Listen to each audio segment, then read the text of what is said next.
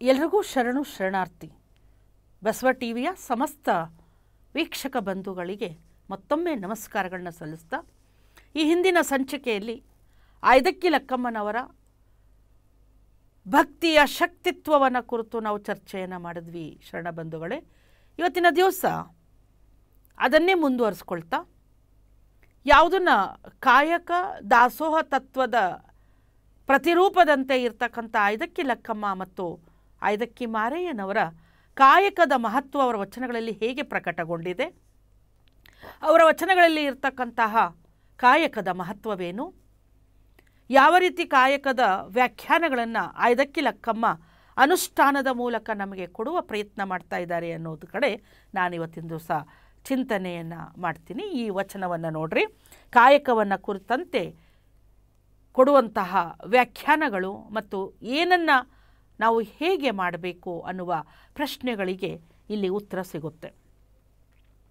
ಐದಕ್ಕಿ ಲಕ್ಕಮ್ಮ ನಮಗೆಲ್ಲ ಗೊತ್ತಿದೆ, ಅಮರೇಶ್ವರ ಗ್ರಾಮದಿಂದ ಬಂದಿರತಕ್ಕಂಥ ಸತಿಪತಿ ಇಬ್ಬರೂ ಕೂಡ ಕಲ್ಯಾಣದಲ್ಲಿ ಮಹಾಮನೆಯಲ್ಲಿ ಅಕ್ಕಿಯನ್ನು ಆಯ್ದುಕೊಳ್ಳುವುದರ ಮೂಲಕ ಅದನ್ನು ಶೇಖರಿಸಿ ಕಾಯಕ ದಾಸೋಹಿಗಳಿಗೆ ದಾಸೋಹವನ್ನು ಪ್ರಸಾದವನ್ನು ಸಮರ್ಪಣೆ ಮಾಡುವ ಕಾಯಕ ನಿರತರಾದಂಥ ದಂಪತಿಗಳು ಅಂತ ಗೊತ್ತು. ಆದರೆ ಆ ಕಾಯಕ ಹೇಗಿರಬೇಕು? ಕಾಯಕ ನಿಂದಿತ್ತು ಹೋಗಯ್ಯ ಎನ್ನಾಳ್ದನೆ, ಕಾಯಕ ನಿಂದಿತ್ತು ಹೋಗಯ್ಯ ಎನ್ನಾಳ್ದನೆ, ಭಾವಶುದ್ಧವಾಗಿ ಮಹಾಶರಣರ ತಿಪ್ಪೆಯ ತಪ್ಪಲ ಅಕ್ಕಿಯ ತಂದು ನಿಶ್ಚಯಿಸಿ ಮಾಡಬೇಕು ಮಾರಯ್ಯ ಪ್ರಿಯ ಅಮರೇಶ್ವರ ಲಿಂಗಕ್ಕೆ ಬೇಗ ಹೋಗು ಮಾರಯ್ಯ. ಕಾಯಕದ ಮಹಿಮೆಯನ್ನು, ಕಾಯಕದ ನಿಷ್ಠೆಯನ್ನು, ನಮ್ಮ ಅರಿವಿನ ಕಾಯಕದ ವಿಚಾರಗಳನ್ನು ಐದಕ್ಕಿ ಲಕ್ಕಮ್ಮ ಇಲ್ಲಿ 4 ಸಾಲಿನಲ್ಲಿ ಹೇಳುವ ಪ್ರಯತ್ನವನ್ನು ಮಾಡಿರ್ತಕ್ಕಂಥದ್ದು. ಬಸವಾದಿ ಶರಣರು ಕಾಯಕವೇ ಕೈಲಾಸ ಎನ್ನುವ ತತ್ವವನ್ನು ಹೇಳಿದ್ದರೂ ಕೂಡ ಅದನ್ನು ಆಚರಣೆಯ ಪ್ರಯೋಗಕ್ಕೆ ಒಳಪಡಿಸಿ ತಮ್ಮನ್ನು ತಾವು ಧೀಮಂತ ವಚನಕಾರರು, ಶರಣೆಯರು, ದಾಸೋಹಿ ಶರಣರು ಅನಿಸ್ಕೊಂಡಿರುವ ಕಡೆ ಐದಕ್ಕಿ ಲಕ್ಕಮ್ಮನ ಈ ವಚನ ಮತ್ತೊಂದು ವಚನಕ್ಕೆ ಆಧಾರವನ್ನು ಈ ರೀತಿ ಕೊಡುತ್ತೆ ನೋಡ್ರಿ. ಯಾವುದನ್ನು ಸಮೂಹ ಸಂಸ್ಕೃತಿಗೆ ಕಾಯಕ ಎಷ್ಟು ಮುಖ್ಯ, ಒಂದು ಸಮಾಜ ಸರ್ವೋದಯವನ್ನು ಕಾಣಬೇಕು ಅಂತ ಹೇಳಿದಾಗ ಇಂತಹ ಕಾಯಕ ದಾಸೋಹಗಳು ಎಷ್ಟು ಮುಖ್ಯ, ಒಂದು ಸಮೂಹ ಸಂಸ್ಕೃತಿಗೆ ಏನನ್ನು ಕೊಡಬೇಕು ಅನ್ನೋದಕ್ಕೆ ಆ ವಚನದ ಮುಂದುವರೆದ ವಚನವಾಗಿ ಐದಕ್ಕಿ ಲಕ್ಕಮ್ಮ ಈ ವಚನದಲ್ಲಿ ಕಾಯಕದ ನಿಷ್ಠೆಯನ್ನು, ಸಮೂಹ ಸಂಸ್ಕೃತಿಗೆ ತಲುಪಬೇಕಾದ ವಿಚಾರಗಳನ್ನು ಇಲ್ಲಿ ಗಮನ ಸೆಳೀತಾರೆ. ಸಂದಣಿಗೊಂಡು ಮನಹರುಷದಿಂದ ಬಸವಣ್ಣನ ಅಂಗಳಕ್ಕೆ ಹೋಗಿ ತಿಪ್ಪೆಯ ತಪ್ಪಲಲ್ಲಿ ಬಿದ್ದ ತಂಡಲುವ ಕಟ್ಟಿಕೊಂಡು ಏದಾಗಿ ತರಲು ಏದಾಗಿ ಬಂದಿತ್ತಲ್ಲ, ನಮಗೆ ಎಂದಿನಂದವೇ ಸಾಕು, ಮತ್ತೆ ಕೊಂಡು ಹೋಗಿ ಅಲ್ಲಿಯೇ ಸುರಿ ಮಾರಯ್ಯ ಪ್ರಿಯ ಅಮರೇಶ್ವರ ಲಿಂಗ ಕೊಟ್ಟು ಕಾಯಕವೇ ಸಾಕು ಮಾರಯ್ಯ. ಇಂಥ ಎಕ್ಸಲೆಂಟ್ ಆದಂತಹ ಒಂದು ಅತಿಯಾದಂತಹ ದುರಾಸೆಯ ಒಂದು ವಸ್ತುಗಳು ನಮಗೆ ಬೇಡ. ಎಲ್ಲಿಂದ ನೀ ತಗೊಂಡು ಬಂದಿದೆಯೋ ಅಲ್ಲೇ ಹೋಗಿ ಹಾಕು. ನಮ್ಮ ಸಂತೋಷವನ್ನು ನಾವು ಕಾಣಬೇಕು ಅಂತಂದರೆ, ನಮ್ಮ ಸಮರಸ ಭಕ್ತಿಯನ್ನು ನಾವು ಕಾಯ್ಕೋಬೇಕು ಅಂತ ಹೇಳಿದ್ರೆ, ಮತ್ತೆ ಕೊಂಡು ಹೋಗಿ ಅಲ್ಲಿಯೇ ಸುರಿ ಮಾರಯ್ಯ ಪ್ರಿಯ ಅಮರೇಶ್ವರ ಲಿಂಗ ಕೊಟ್ಟ ಕಾಯಕವೇ ಸಾಕು ಮಾರಯ್ಯ.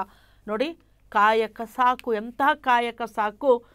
ಐದಕ್ಕಿ ಲಕ್ಕಮ್ಮನ ವಚನಗಳಿಂದ ಕಾಯಕದ ಒಂದು ಚೌಕಟ್ಟು ನಮಗೆ ಸಿಗೋದು ಏನು ಅಂತ ಹೇಳಿದ್ರೆ, ಕೇವಲ ಕಾಯಕ ಅಂದರೆ ಒಂದು ವೃತ್ತಿ ಅಥವಾ ಒಂದು ಉದ್ಯೋಗ ಮಾತ್ರ ಅಲ್ಲ ಶರಣ ಬಂಧುಗಳೇ. ವಚನ ಸಾಹಿತ್ಯದ ಮೂಲಕ ಕಾಯಕಕ್ಕೆ ವಿಶಿಷ್ಟವಾದಂಥ ಅರ್ಥವನ್ನು ನಾವು ನೋಡ್ತಾ ಬರ್ತೀವಿ. ಯಾಕಂದರೆ ಕಾಯಕ ನಿರತ ಶರಣರ ಇಡೀ ಒಂದು ಸಾಲನ್ನು ನಾವು ನೋಡ್ತಾ ಬರ್ತೀವಿ. ಬಾಹೋರ ಬೊಮ್ಮಯ್ಯ, ಕಾಳವ್ವೆ, ದುಗ್ಗವ್ವೆ, ಬಹುರೂಪಿ ಚೌಡಯ್ಯ, ಅಂಬಿಗರ ಚೌಡಯ್ಯ, ಹೀಗೆ ಸಾಲು ಸಾಲಾಗಿ ಕಾಯಕ ನಿರತ ಶರಣ ಬಂಧುಗಳನ್ನು ನಾವು ನೋಡ್ತಾ ಬರ್ತೀವಿ. ವಚನ ಸಾಹಿತ್ಯದಲ್ಲಿ ಕಾಯಕ ಅನ್ನೋದಕ್ಕೆ ವಿಶಿಷ್ಟವಾದಂಥ ಅರ್ಥವನ್ನು ಕೊಡ್ತಾರೆ. ಸತ್ಯ ಶುದ್ಧ ಕಾಯಕವಷ್ಟೇ ಕಾಯಕ. ಎಷ್ಟು ಚೆನ್ನಾಗಿದೆ ನೋಡ್ರಿ. ಹೋಗಿ ಸುರಿದು ಬಾ ಅಂತ ಹೇಳುವಂಥ ಒಂದು ವ್ಯಾಖ್ಯಾನದಲ್ಲಿ ಕಾಯಕವೇ ಸಾಕು, ಸಮರಸ ಭಕ್ತಿಯ ಈ ಕಾಯಕವೇ ಸಾಕು ಅನ್ನುವ ಒಂದು ಚೌಕಟ್ಟಿನಲ್ಲಿ ನಿರ್ಮಾಣ ಮಾಡಿಕೊಂಡಿರ್ತಕ್ಕಂಥ ಐದಕ್ಕಿ ಲಕ್ಕಮ್ಮ ಸತ್ಯ ಶುದ್ಧ ಕಾಯಕವಷ್ಟೇ ಕಾಯಕ, ಹಿಂಸೆ, ವಂಚನೆ, ಸುಳ್ಳು ಇವ್ಯಾವುದೂ ಅನೈತಿಕವಾದಂತಹ ಕಾಯಕ ಅಲ್ಲ ಅನ್ನುವಂತಹ ಕಾಯಕದ ವ್ಯಾಪ್ತಿಯನ್ನು ಸ್ವರೂಪವನ್ನು ಕೊಟ್ಟಿರೋದು ಐದಕ್ಕಿಲಕ್ಕಮ್ಮನ ವಚನಗಳಲ್ಲಿ. ಅನೈತಿಕತೆಯಿಂದ ಕೂಡಿರ್ತಕ್ಕಂಥ ಯಾವುದೂ ಕೂಡ ಕಾಯಕ ಅಲ್ಲ, ಅಲ್ಲಿ ಕೈಲಾಸ ಕಾಣಲಿಕ್ಕೆ ಸಾಧ್ಯತೆ ಇಲ್ಲ, ಅಲ್ಲಿ ಕೈಲಾಸದ ಠಾವು ಇಲ್ಲ ಅನ್ನುವ ವಿಚಾರ ಈ ವಚನದ ಮೂಲಕ ನಮಗೆ ಪ್ರಕಟಗೊಳ್ತಾ ಇದೆ.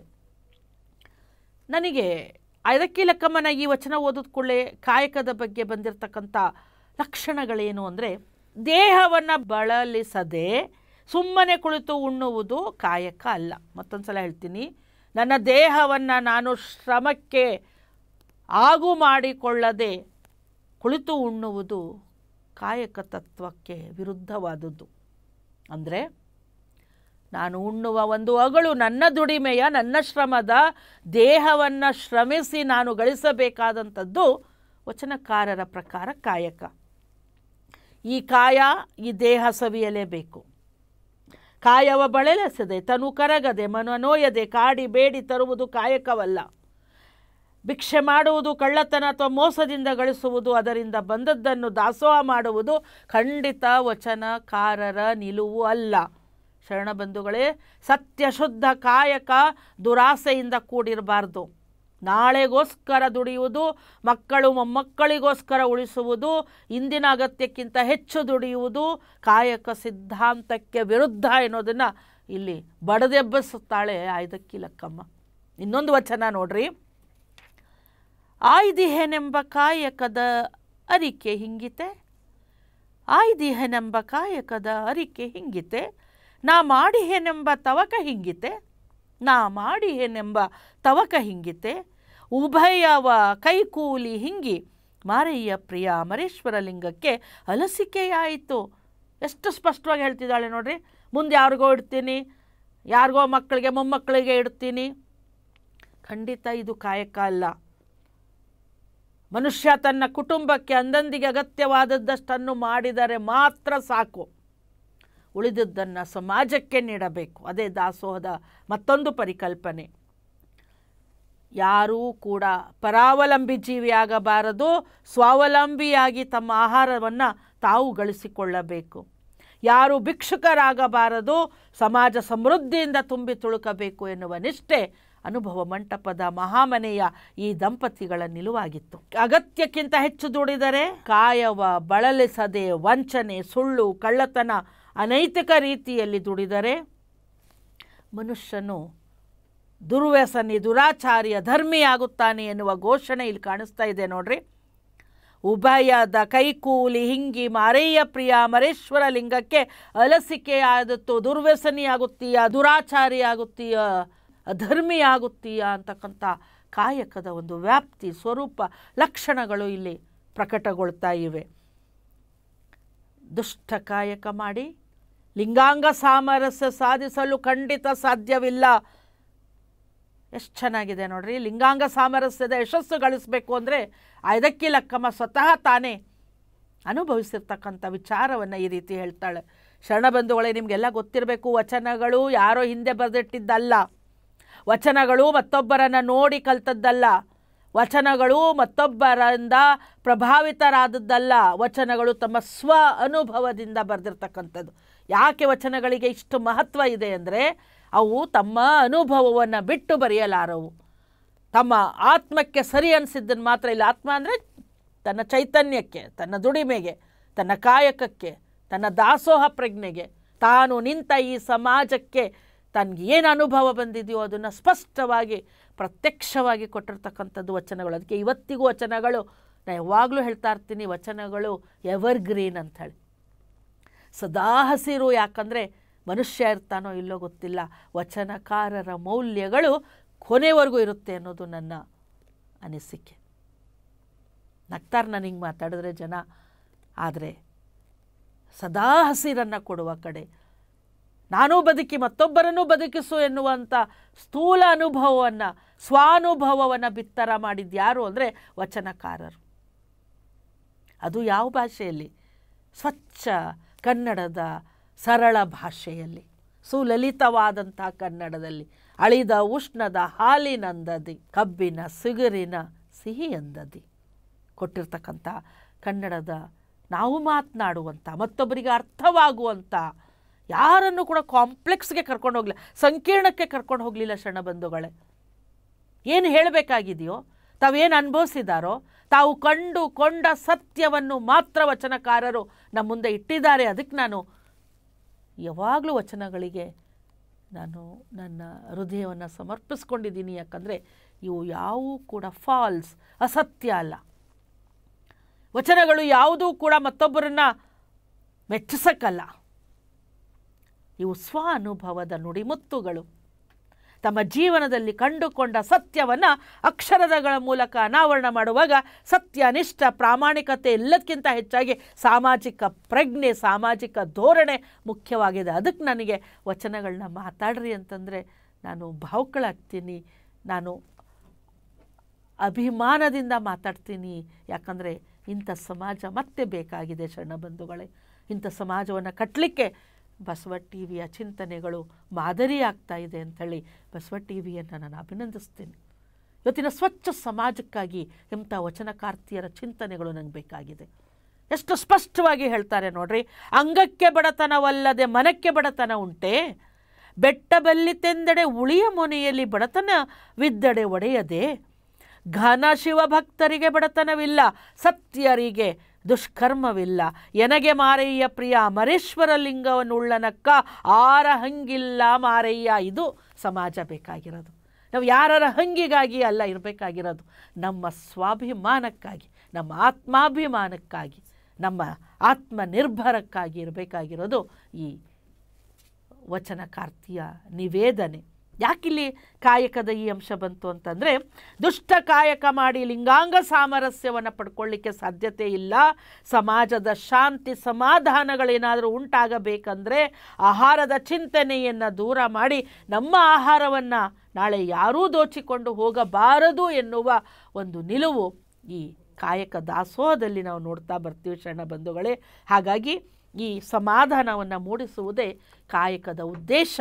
ಅದಕ್ಕೆ ಅಂಗಕ್ಕೆ ಬಡತನವಲ್ಲದೆ ಮನಕ್ಕೆ ಬಡತನ ಉಂಟೆ, ನಿನ್ನ ಮನಸ್ಸನ್ನು ನೀನು ಸ್ವಚ್ಛವಾಗಿ ಶುದ್ಧವಾಗಿ ಸದಾಚಾರವಾಗಿ ನೀನು ಇಟ್ಕೊಂಡಿದ್ದೆ ಆದರೆ ಉಳಿಯ ಮೊನೆಯಲ್ಲಿ ಬಡತನವಿದ್ದದೆ ಒಡೆಯವೇ. ನೀನು ಒಡೆಯ ಯಾವಾಗ ಆಗ್ತೀಯ ಅಂದರೆ ನೀನು ಅಂತರಂಗದ ಕಾಳಜಿ ಇದ್ದಾಗ ನಿನಗೆ ನೀನೇ ಒಡೆಯನಾಗ್ತೀಯ.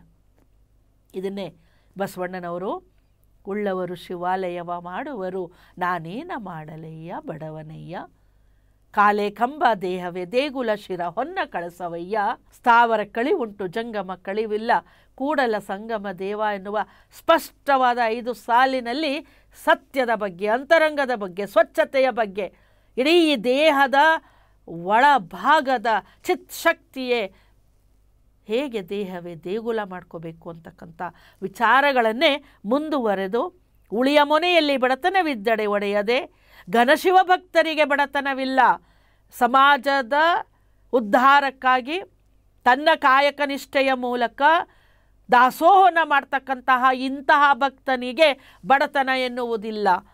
ಸತ್ಯರಿಗೆ ದುಷ್ಕರ್ಮವಿಲ್ಲ, ಸತ್ಯದಿಂದ ಮಾಡುವಂಥ ಕರ್ಮಗಳಿಗೆ ಯಾವುದೇ ಕೆಟ್ಟದಾಗಲಿಕ್ಕೆ ಸಾಧ್ಯತೆ ಇಲ್ಲ. ಇಷ್ಟು ಪ್ರಖರವಾಗಿ ಇವತ್ತು ಯಾರು ಹೇಳ್ತಾರ ಶರಣಬಂಧುಗಳೇ? ಯಾಕಂದರೆ ಎಲ್ಲ ಕಡೆ ಅಸತ್ಯ ಗೋಚರವಾಗ್ತಾ ಇದೆ, ಎಲ್ಲ ಕಡೆ ಅಧರ್ಮ ಗೋಚರವಾಗ್ತಾ ಇದೆ, ಎಲ್ಲ ಕಡೆ ಅಪ್ರಾಮಾಣಿಕತನ ಗೋಚರವಾಗ್ತಾ ಇದೆ, ಎಲ್ಲ ಕಡೆ ಸ್ವಾರ್ಥ ವಂಚನೆಗಳು ಗೋಚರವಾಗ್ತಾ ಇರೋದರಿಂದ ಇದು ಘನ ಶಿವಭಕ್ತರಿಗೆ ಬಡತನವಿಲ್ಲ, ಸತ್ಯರಿಗೆ ದುಷ್ಕರ್ಮವಿಲ್ಲ ಅಂತಕ್ಕಂಥದ್ದು ಪ್ರಕಟಗೊಳ್ಳಬೇಕಾಗಿದೆ. ಇವತ್ತಿನ ದಿವಸ ಇಲ್ಲೊಂದು ಸಂದೇಶ ಇದೆ. ಕಾಯಕವನ್ನು ಕುರಿತಾದಂತಹ ನಿಜವಾದ ಸಮಾಜೋದ್ಧಾರದ ಒಂದು ಸಂದೇಶ ಕೂಡ ಇಲ್ಲಿ ಪ್ರಕಟಗೊಳ್ತಾ ಇದೆ. ಎನಗೆ ಮಾರಯ್ಯ ಪ್ರಿಯ ಅಮರೇಶ್ವರ ಲಿಂಗವನ್ನು ಉಳ್ಳನಕ್ಕ ಆರ ಹಂಗಿಲ್ಲ ಮಾರಯ್ಯ ಎನ್ನುವ ದೃಢ ಭಕ್ತಿ ನಮಗೆ ಬೇಕಾಗಿದೆ. ಕುಂಭದ ಕೆಳಗಡೆ ನೀರನ್ನು ಹಾಕಿದ್ರೆ ಅದು ನಿಲ್ಲಬೇಕು ಅಂತಕ್ಕಂಥ ಒಂದು ವಿಚಾರವನ್ನು ನಾವು ಮಾತನಾಡಿದ್ವಲ್ಲ, ಅಂಥ ಒಂದು ತ್ಯಾಗದ ಭಕ್ತಿ ನಮಗೆ ಬೇಕಾಗಿದೆ. ದೃಢವಿರುವ ಭಕ್ತಿ ನಮಗೆ ಬೇಕಾಗಿದೆ, ಮುಟ್ಟುವ ಭಕ್ತಿ ಬೇಕಾಗಿದೆ. ಹಾಗಾಗಿ ನಾಳೆಯ ಆಹಾರವನ್ನು ನಾನು ಪಡ್ಕೊಂಡಿದ್ದೆ ಆದರೆ ಸಮಾಜಕ್ಕೆ ಮತ್ತೆ ವಿನಿಯೋಗ ಮಾಡ್ತಕ್ಕಂಥ ಒಂದು ಕಾಯಕ ನನಗೆ ಬೇಕು ಎನ್ನುವಂತಹ ಉದ್ದೇಶವೇ ಇದಕ್ಕೆ ಲಕ್ಕಮ್ಮನ ಕಾಯಕದ ಅಂಶಗಳಾಗ್ತಾ ಹೋಗುತ್ತೆ. ಲಕ್ಕಮ್ಮನದು ಇನ್ನೊಂದು ವಿಚಾರ ತಗೊಳ್ಳೋಣ. ಅರಿವರಿತ ಅರುವೆಯ ಅಂಗದಲ್ಲಿ ಕಟ್ಟಿ ನೋಡಿ, ಅರಿವರತ ಅರುವೆಯ ಅಂಗದಲ್ಲಿ ಕಟ್ಟಿ ಬಯಕೆಯರೆತ ಕೈಯಲ್ಲಿ ತಂಡುಲವನ್ನಾಯ್ದುಕೊಂಡು ಸಂದ ಪ್ರಮರ್ಥರ ಅಂಗಳಕ್ಕೆ ಬೇಗ ಹೋಗಿಕೊಂಡು ಬಾರಯ್ಯ ಮಾರಯ್ಯ ಪ್ರಿಯ ಮರೇಶ್ವರ ಲಿಂಗಕ್ಕೆ ಮಾರಯ್ಯ. 1,96,000 ಜನಗಳಿಗೆ ಬರ ಹೇಳಯ್ಯ, ಕಾಯಕದ ಮೂಲಕ ನಾನು ಪ್ರಸಾದ ವಿನಿಯೋಗ ಮಾಡ್ತೀನಿ ಅನ್ನುವ ಸ್ಪಷ್ಟತೆಯನ್ನು, ಕಾಯಕದ ನಿಷ್ಠೆಯನ್ನು, ದಾಸೋಹದ ಪ್ರಜ್ಞೆಯನ್ನು ಇಲ್ಲಿ ಆಯ್ದಕ್ಕಿಲಕ್ಕಮ್ಮ ಪ್ರಕಟಪಡಿಸಿರೋದು ನೋಡ್ತೀವಿ. ಶರಣಬಂಧುಗಳೇ, ನಾವು ಇವತ್ತಿನ ದಿವಸ ಎಷ್ಟು ನಾವು ಇದು ಸ್ವಾರ್ಥಿಗಳಾಗಿದ್ದೀವಿ ಅಂದರೆ, ಇವತ್ತು ಮನೆಗೆ ಬರ್ತೀನಿ, ಹೇಳಿ ಬರ್ರಿ, ಹೌದಾ, ಚಹಾ ಮಾಡಲಿ ನೋಡ್ರಿ. ಶರಣರನ್ನು ಓದ್ಕೊಂಡಿರ್ತಕ್ಕಂಥವ್ರು ಯಾರು ಚಹಾ ಮಾಡಲಾ ಚಹಾ ಕೊಡ್ಲಾ ಕೇಳಲ್ಲ, ತಂದಲ್ಲಿಡಬೇಕು ಅನ್ನೋದನ್ನು ಹೇಳ್ತಾ ಇದ್ದಾರೆ ಅವರು. ಸಂದ ಪ್ರಮರ್ಥರ ಅಂಗಳಕ್ಕೆ ಬೇಗ ಹೋಗಿಕೊಂಡು ಬಾರಯ್ಯ, ಯಾಕಂದರೆ 1,96,000 ಅಮರಗಣಗಳಿಗೆ ಊಟವನ್ನು ಹಾಕುವಂಥದ್ದು ನನ್ನ ಕಾಯಕದ ಶ್ರದ್ಧೆ, ಅದು ಹಾಗೇ ಆಗೋಗುತ್ತೆ. ಬಸವಣ್ಣನವರು ಅಲ್ಲಮಪ್ರಭು ಅವರು ಆ ದಿನ ಬಹಳ ತಮ್ಮದೇ ಆದಂಥ ಒಂದು ಜಿಜ್ಞಾಸನ್ನು ವ್ಯಕ್ತಪಡಿಸ್ತಾರಂತೆ. ತಮ್ಮ ಕಾಯಕದಿಂದ ಹೇಗೆ ಅವರು 1,96,000 ಪ್ರಮರ್ಥರಿಗೆ ಊಟವನ್ನು, ದಾಸೋಹವನ್ನು, ಪ್ರಸಾದವನ್ನು ಹೇಗೆ ಕೊಡ್ತಾರೆ ಅಂತಕ್ಕಂಥದ್ದಂದರೆ ಆಯಿತು ಅನ್ನುವ ಪವಾಡವೂ ಕೂಡ ವಚನಗಳಲ್ಲಿ ಗೊತ್ತಾಗುವಂಥದ್ದು ನೋಡ್ರಿ.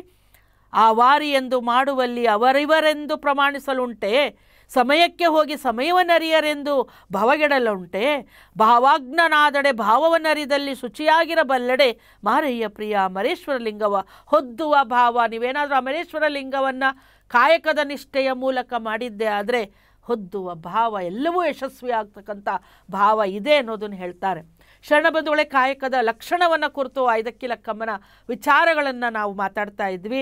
ಶರಣರ ದೃಷ್ಟಿಯಲ್ಲಿ, ಆಯ್ದಕ್ಕಿಲಕ್ಕಮ್ಮನ ದೃಷ್ಟಿಯಲ್ಲಿ ಕೇವಲ ವೈಯಕ್ತಿಕ ಕೌಟುಂಬಿಕ ವೃತ್ತಿ ಮಾತ್ರ ಕಾಯಕವಲ್ಲ, ಒಂದು ಸಮಾಜದ ಸೇವೆ. ಅದನ್ನು ಮತ್ತೆ ಹೇಳಲಿಕ್ಕೆ ಈ ಗೋಷ್ಠಿಯನ್ನು ನಾನು ಉಪಯೋಗಿಸ್ಕೊಳ್ತಾ ಇದ್ದೀನಿ. ಕಾಯಕ ಅಂತಕ್ಕಂಥದ್ದು ಒಂದು ಸಮಾಜ ಸೇವೆ.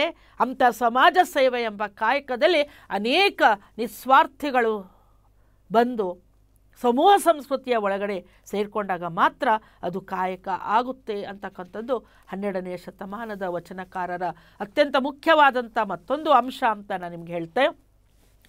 6 ಭಕ್ತಿಯನ್ನು ಕುರಿತು ಮಾತನಾಡ್ತಾ ಇದ್ವಿ ನಾವು. 6 ಭಕ್ತಿಗಳು ಹೇಗೆ ಸಮಾಜದ ಉದ್ಧಾರಕ್ಕಾಗಿ ತಮ್ಮ ನಿಲುವನ್ನು ಕೊಡುತ್ತೆ ಅಂಥೇಳಿ ನಾವು ಮಾತನಾಡ್ತಾ ಇದ್ವಿ. ಆ ಭಕ್ತಿಯನ್ನು ಕುರಿತು ಕಲಾಶಕ್ತಿ, ಪಂಚಭೂತಗಳಿಂದ ಆದಂಥ ಶಕ್ತಿ, ಅಂತರಂಗ ಶುದ್ಧಿಯಲ್ಲಿ ಇರ್ತಕ್ಕಂಥ ಭಕ್ತಿ ಶಕ್ತಿ, ಅದನ್ನು ಹಿಂದಿನ ವಚನದಲ್ಲಿ ನಾವು ಚಿಂತನೆಯನ್ನು ಮಾಡಿದ್ವಿ. ಈಗ ಅದನ್ನು ಮುಂದುವರಿಸ್ಕೊಳ್ತಾ ಆಯ್ದಕ್ಕಿಲಕ್ಕಮ್ಮನ ವಚನದಲ್ಲಿ ಪ್ರಕಟಗೊಂಡಿರ್ತಕ್ಕಂಥ ಪಂಚಭೂತಗಳ ಕಲಾಶಕ್ತಿಯನ್ನು ಈ ವಚನದ ಮೂಲಕ ಅರ್ಥ ಮಾಡ್ಕೊಳ್ಳೋಣ ಶರಣಬಂಧುಗಳೇ. 5 ಇಲ್ಲವಾದದ್ದಂದಿಗಲ್ಲದೆ ಜಗದೊಳಗಾರಿಗೂ ಬಡತನವಲ್ಲದಿಲ್ಲ. ನೋಡಿ, 5 ಇಲ್ಲವಾದದ್ದಲ್ಲಿ 5 ಯಾವುದು? ಚಂದ್ರ, ಸೂರ್ಯ, ಭೂಮಿ, ಗಾಳಿ, ವಾಯು, ಬೆಂಕಿ. 5 ಇಲ್ಲವಾದಂದಿಗಲ್ಲದೆ ಜಗದೊಳಗಾರಿಗೂ ಬಡತನವಿಲ್ಲ. ಈ ಪಂಚಭೂತಗಳಿಗೆ ನಾವು ಅನ್ಯಾಯ ಮಾಡಿದ್ರಿಂದಲೇ ಕೊರೋನಾ 19, 20, 21 ಒದ್ದಾಡಿದ್ವಿ. ಪಂಚಭೂತಗಳನ್ನು ನಾವು ಸರಿಯಾಗಿ ಇಟ್ಕೊಂಡಿದ್ದೆ ಆದರೆ ನಮಗೆ ಬಡತನನೇ ಇರ್ತಿರಲಿಲ್ಲ ಅನ್ನುವ ಒಂದು ಕಾಲಜ್ಞಾನಿಯಾಗಿ 12ನೇ ಶತಮಾನದಲ್ಲಿ ಆಯ್ದಕ್ಕಿಲಕ್ಕಮ್ಮನ ವಚನಗಳಿತ್ತು. ನಾನು ಯಾವಾಗಲೂ ಕೂಡ ನನ್ನ ಮಾತುಗಳಲ್ಲಿ ಹೇಳ್ತಾ ಇರ್ತೀನಿ, ನಾನು ವಚನಕಾರರು ಕಾಲಜ್ಞಾನಿಗಳು ಕೂಡ ಹೌದು. ಸರಿಯಾಗಿ ಸ್ಪಷ್ಟವಾಗಿ ನಾವು ಓದ್ಕೊಂಡಿದ್ರೆ ನಾವು ಮುಂದೆ ಆಗುವ ಅನಾಹುತಗಳನ್ನು ತಪ್ಪಿಸ್ಬೋದು. ಈಗ ಸ್ವಲ್ಪ ವಚನ ಸಾಹಿತ್ಯವನ್ನು ವೈಜ್ಞಾನಿಕವಾಗಿ ನೋಡುವ, ಕಾಲಜ್ಞಾನದ ಹಿನ್ನೆಲೆಯಲ್ಲಿ ನೋಡುವ ಸಂಶೋಧನೆಗಳು, ವಿಚಾರಗಳು ಆಗ್ತಾ ಇವೆ. ಆದರೆ ಸಾಲದು ಅನ್ನೋದು ನನ್ನ ವಿಚಾರ. ಇನ್ನೂ ಆಗಬೇಕಾಗಿದೆ ನೋಡ್ರಿ. ಇಲ್ಲಿ 5 ಇಲ್ಲವಾದಂದಿಗಲ್ಲದೆ ಜಗದೊಳಗಾರಿಗೂ ಬಡತನವಿಲ್ಲದಲ್ಲ. ಇದೊಂದು ವಾಕ್ಯ ಅರ್ಥ ಮಾಡ್ಕೊಂಡ್ಬಿಟ್ರೆ, ನಾನು ನಿಂತ ಪರಿಸರವನ್ನು ನಾನು ಸ್ವಚ್ಛವಾಗಿ ಇಟ್ಕೊಂಡ್ಬಿಟ್ರೆ, ನಾನು ಯಾವ ಈ 5 ಪಂಚಭೂತಗಳಿಗೆ ನಾನು ಏನನ್ನು ಸಮರ್ಪಣೆ ಮಾಡಬೇಕು ಅದನ್ನು ಸಮರ್ಪಣೆ ಮಾಡಿದ್ರೆ ಬಹುಶಃ ಜಗಕ್ಕೆ ಬಡತನ ಅನ್ನೋದಿಲ್ಲ ಅನ್ನುವ ವಿಶ್ವವ್ಯಾಪಿಯ ಮಾತನ್ನು ಆಯ್ದಕ್ಕಿಲಕ್ಕಮ್ಮ ಮಾತಾಡ್ತಾಳೆ. 5 ಉಳ್ಳನಕ್ಕ ಸಕಲ ಜೀವನಕ್ಕೆ ಚೇತನ. ಹಿಂದಿನ ಸಂಚಿಕೆಯಲ್ಲಿ ಹೇಳಿದ್ನಲ್ಲ ಶರಣಬಂಧುಗಳೇ, ಕಲಾಶಕ್ತಿ, ಪಂಚಭೂತದ ಕಲಾಶಕ್ತಿಗಳು 5 ಉಳ್ಳನಕ್ಕ. ಈ 5 ಪಂಚಭೂತಗಳಿಗೆ ನಾವು ಸಮರ್ಪಣೆ ಮಾಡಿಕೊಂಡಿದ್ದೆ ಆದರೆ ಸಕಲ ಜೀವನಕ್ಕೆ ಚೇತನ. ನನಗೊಬ್ಬಳಿಗೆ ಅಲ್ಲ, ಇಡೀ ಸಕಲ ಜೀವನವು ಕೂಡ ಕಲಾಶಕ್ತಿಯ ಮಹಿಮೆಯಲ್ಲಿ ತನ್ನ ಆರೋಗ್ಯವನ್ನು ಕಾಪಾಡ್ಕೊಳ್ಳಿಕ್ಕೆ ಸಾಧ್ಯತೆ ಇದೆ. ಮಾರಯ್ಯ ಪ್ರಿಯ ಅಮರೇಶ್ವರ ಲಿಂಗ ಉಳ್ಳನಕ್ಕ ಧನ ಮನ ಸಂಪನ್ನರು ಈ ಪಂಚಭೂತಗಳನ್ನು ಸರಿಯಾಗಿ ನಾವು ನೋಡಿಕೊಂಡಿದ್ದೆ ಆದರೆ, ಪ್ಲಾಸ್ಟಿಕ್ ಮುಕ್ತ ಸಮಾಜ ಆದರೆ, ಆರೋಗ್ಯಯುಕ್ತ ಈ ಸಮಾಜವಾದರೆ, ಅಂತರಂಗ ಬಹಿರಂಗದ ಸಮಾನತೆಯ ಈ ಸಮಾಜವಾದರೆ, ನಡೆ ನುಡಿ ತತ್ವದ ಈ ಸಮಾಜ ಆದರೆ, ಕಾಯಕ ದಾಸೋಹದ ಈ ಸಮಾಜ ಆದರೆ, ಕಲಾಶಕ್ತಿ ಮತ್ತು ಭಕ್ತಿ ಶಕ್ತಿಯ ಸಮರಸದ ಸಮಾಜ ಇದು ಆದರೆ, ಬಹುಶಃ ಧನ ಮನ ಸಂಪನ್ನರು ಈ ಜಗತ್ತಿನಲ್ಲಿರೋರೆಲ್ಲರೂ ಆಗ್ತೀವಿ ಅನ್ನೋದು ಐದಕ್ಕಿ ಲಕ್ಕಮ್ಮನ ನಿವೇದನೆ. ಹಾಗಾಗಿ ಈ ಸಮರಸ ಭಕ್ತಿ ಅಂದರೆ ಏನು ಅನ್ನೋದಕ್ಕಿಂತ ಮುಂಚೆ 6 ಪ್ರಕಾರಗಳಿಂದ ಕೂಡಿರ್ತಕ್ಕಂಥ ಕಲಾಶಕ್ತಿಯನ್ನು ಹೇಗೆ ಈ ಸಮಾಜ ಒಪ್ಪುವಂತೆ ನಾವು ಸಮರ್ಪಿಸ್ಕೋಬೇಕು. ಶ್ರದ್ಧಾಭಕ್ತಿ ಪ್ರಪ್ರಥಮವಾದಂಥ ಒಂದು ಸಾಧಕನ ಮಹಿಮೆ, ಇದೊಂದು ಧೋರಣೆ, ಇದೊಂದು ಶ್ರದ್ಧೆ ಅನ್ನೋದು ಶ್ರದ್ಧಾಭಕ್ತಿ. ಶ್ರದ್ಧೆ ನಿಷ್ಠೆಯಿಂದ ಮಾಡು, ನಿನ್ನ ಅಂತರಂಗಕ್ಕೆ ಒಪ್ಪಿಗೆ ಆಗುವ ರೀತಿಯಲ್ಲಿ ಮಾಡು. ನಾನು ಯಾವಾಗಲೂ ನನ್ನ ವಿದ್ಯಾರ್ಥಿ ಸಮೂಹಕ್ಕೆ ಹೇಳ್ತಾ ಇರ್ತೀನಿ, ಮತ್ತೊಬ್ಬರು ಮೆಚ್ಚಲಿ ಅಂತ ಮಾಡೋಕ್ಕೆ ಹೋಗಬೇಡ್ರಿ. ನೀನೇಗಿವತ್ತು ಖುಷಿ ಕೊಡಬೇಕು, ನೀಗಿವತ್ತು ಮಲ್ಕೊಳ್ಳುವಾಗ ಭಾಳ ಸಮಾಧಾನ ಸಿಗಬೇಕು. ಅಂಥದ್ದು ನಿಜವಾದಂಥ ಶ್ರದ್ಧೆ, ಅಂಥದ್ದು ನಿಜವಾದಂಥ ಶ್ರದ್ಧಾಭಕ್ತಿ. ಕ್ಷಣ ಬಂದೋಳೆ ಸಣ್ಣ ಸಣ್ಣ ವಿಷಯಕ್ಕೆ ನೀವು ಖುಷಿ ಪಡ್ರಿ, ಆ ದಿನ ಎಲ್ಲ ಎಷ್ಟು ಚೆನ್ನಾಗಿರುತ್ತೆ. ನಿಮ್ಮಮ್ಮ ಮಾಡಿರ್ತಕ್ಕಂಥ ಫುಡ್ ಭಾಳ ರುಚಿಯಾಗಿ ಮಾಡಿದ್ದೀವಿ, ಒಂದು ಅನುಭವಿಸ್ರಿ. ಅದಕ್ಕಿಂತ ದೊಡ್ಡ ಶ್ರದ್ಧೆ ಮತ್ತೊಂದಿಲ್ಲ ಅಂದ್ಕೊಂಡಿದ್ದೀನಿ ನಾನು. ನಾವೇನು ಮಾಡ್ತಿದ್ದೀವಿ, ಈ ಸಣ್ಣ ತೃಪ್ತಿಗಳಿಂದ ದೊಡ್ಡ ತೃಪ್ತಿಗೆ ಹೋಗ್ತಾ ಇದ್ದೀವಿ.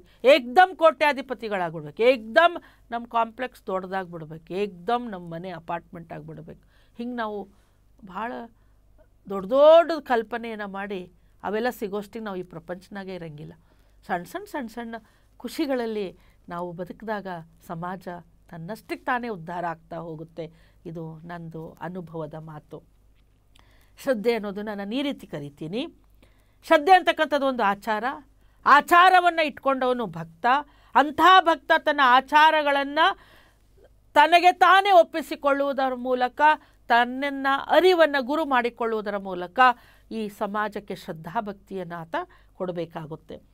ಎರಡನೇದ್ದು ಏನು ಹೇಳ್ತಾ ಬರ್ತೀವಿ ನಾವು, ನಿಷ್ಠಾಭಕ್ತಿ ಅಂತ ಹೇಳಿದ್ರೆ ಇದು ಒಂದು ಸಮಾಜದ ಮೌಲ್ಯವನ್ನು ಕಾಪಾಡುವ ಎರಡನೆಯ ಹಂತ.